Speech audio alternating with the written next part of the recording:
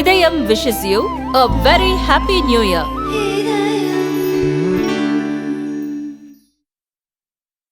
தமிழகத்தில் அவசர நிலை இருப்பதாக விமர்சித்த மார்க்சிஸ்ட் கம்யூனிஸ்ட் மாநில செயலாளர் பாலகிருஷ்ணனுக்கு பதிலடி தரும் வகையில் முரசொலியில் கட்டுரை வெளியாகியுள்ளது. விழுப்புரத்தில் மார்க்சிஸ்ட் கம்யூனிஸ்ட் கட்சியின் மாநில மாநாடு சனிக்கிழமை நடைபெற்றது. இதில் அக்கட்சியின் மாநில பொதுச் செயலாளர் கே. பாலகிருஷ்ணன் தமிழகத்தில் போராட்டம் நடத்த அனுமதி மறுக்கப்பட்டதை சுட்டிக்காட்டி, தமிழகத்தில் அறிவிக்கப்படாத அவசர நிலை பிரகடனப்படுத்தியுள்ளீர்களா என்று முதல்வரை நோக்கி கேள்வி எழுப்பினார். இது திமுக கூட்டணிக்குள் பெரும் சலசலப்பை ஏற்படுத்திய நிலையில் பாலகிருஷ்ணனுக்கு பதிலளிக்கும் விதமாக திமுகவின் அதிகாரப்பூர்வ நாளேடான முரசொலியில் கட்டுரை வந்தது. அதில் ஆயிரக்கணக்கான மக்கள் இருக்கும் கூட்டத்தில் பேசும் உங்களுக்கு அவசர நிலை என்றால் என்னவென்றே தெரியாத நிலையிலா தோழர் இருக்கிறீர் என கேள்வி எழுப்பப்பட்டுள்ளது.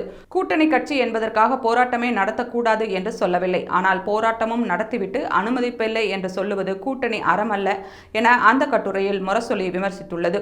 எதிர்க்கட்சியாக நடந்து கொண்டு எழுத்திருந்து பேசினால்தான் கவனம் கிடைக்கும் என்று பேசுவது தோழமைக்கு இலக்கணம் அல்ல. இதனால் திமுக ஆட்சிக்கு எதிரான கூட்டத்திற்கு பாலகிருஷ்ணன் தீனி போட தொடங்கியுள்ளார் என்றும் கூறியுள்ள முரசொலியின் அந்த கட்டுரை, அண்ணா பல்கலைக்கழக மாணவி பாலியல் வழக்கை வைத்து தமிழகத்தில் மாணவிகளுக்கு பாதுகாப்பு இல்லை என்று கருத்து உருவாக்க நினைப்பவர்களுக்கு வக்கீலாக தோழர் மாறியுள்ளாரா என்று கேள்வி எழுப்பியுள்ளது.